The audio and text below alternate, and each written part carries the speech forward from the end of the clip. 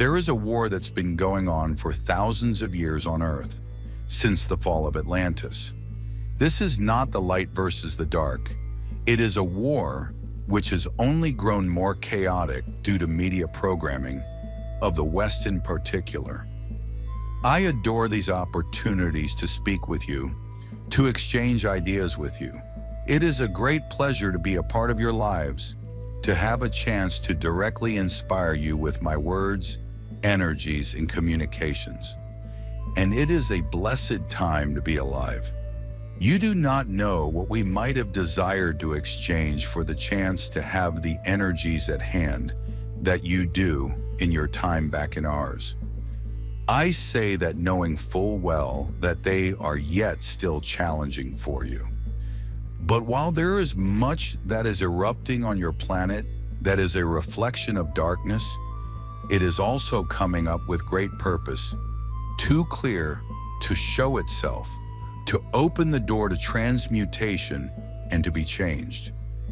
This is the war created by design, as all others have been, for it greatly sustains the demonic entity rulers and their earthbound puppets.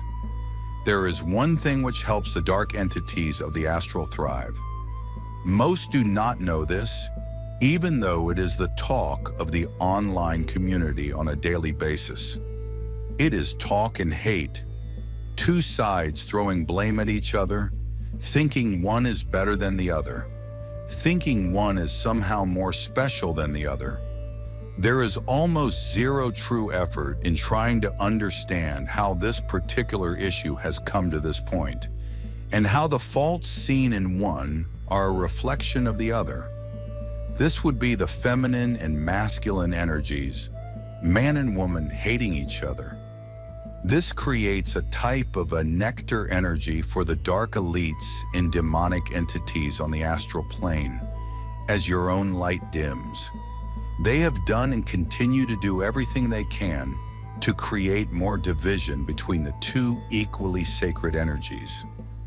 The dark has wanted nothing more than to destroy the divine nature of the human being, to reach at the core and not extinguish, but seek to dim and control the little spark which remains within the heart, and use that to further their agendas.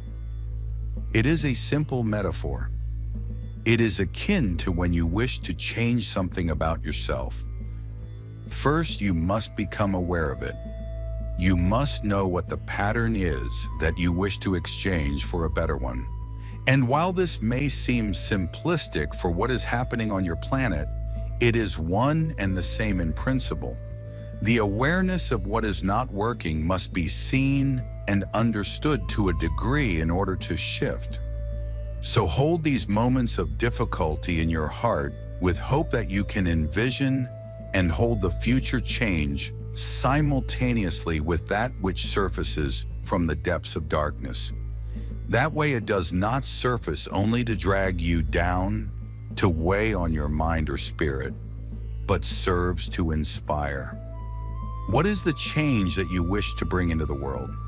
What is it that you wish to be different in that situation, so that you may add your prayers to the mix, so that you may send light to that possibility, so that you may hold the vision of what is seeking to emerge instead of such debilitating expressions of the unconscious aspects within your world. So allow yourself to have hope, for in hope is the possibility of all things being made new. It may seem but a small action to take, but to be able to hold hope in the face of the dark acts that are going on around you is to plant the seed of a new way, a new beginning, a new opening that is in dire need of change. The darkness has reigned long enough on your planet, using energetical implants and other forms of programming to amplify the confusion and hate between the two energies, while promoting genital mutilation, transhumanism, and going after the purest at heart, the children. In all of this, you, the so-called awakened ones, have been contributing to their agenda quite nicely. with limited perspectives, both failing to understand that the divine source is pure light, and above all of this, the insanity of trying to place source creator in a box. Much like what religion does, the yin-yang is not about balancing dark and light. It is more about bringing the masculine and feminine energies, both within oneself and collectively, into balance. The heaviness of persecution, hatred, and many other forms of darkness are not the original charge of this planet.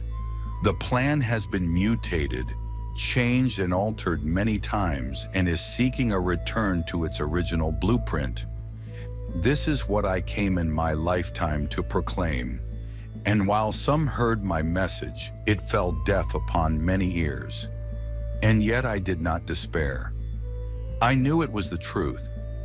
I knew that by continuing to speak of this change, it was the beginning of the sea change that started very small with me. And for those who are willing to see in its purity the message that I shared and to walk by my side, I am ever grateful. For the work is far from done, and you each have a chance to do so while in the flesh, to find that balance between human relations and matter, and the spiritual aspiration in charge with that I'm speaking of. It is in the juxtaposition of the two that we find such a challenge to find how to bring the divine into form, into a world that has forgotten so often, forgotten so far across its plains, mountains, deserts, and oceans, who it truly is, what it was meant to be. And yet you know in your hearts what is possible. By simply looking inward, you can know, and many of you do know your part. So proceed to fulfill that deep call that is within you to bring love back to the essence of all things on this planet, to learn how to bring it through your own life so that you may bring a template into form for others to follow. From a higher perspective of a being with a fully open heart, it is viewed clearly the two energies, the two genders, are equally magnificent and absolutely necessary for balance in the cosmos. All souls experience lifetimes as both genders. All contain both energies, the blue flame, masculine, the pink flame, feminine, in their heart center. When healing of lifetimes of traumas takes place, balance is restored within. It is time to move forward together and seek to gain a deeper understanding of the issues instead of placing yourself on a pedestal. Go within, breathe, observe, and try to understand the pains and traumas still present in your heart. You have to transmute it all and make it clear to your higher self that you wish to do so before you can truly grow and expand into the higher realities. It does not mean you have to be a teacher. Simply by it being embodied and acted upon, and the tangible ways formed in your life that you choose love over unconsciousness, then others will know to do the same, even without having heard it from you. It is like the saying in your world that it is in the water, and so it is unavoidable, for you all drink from the same streams and rivers in this world.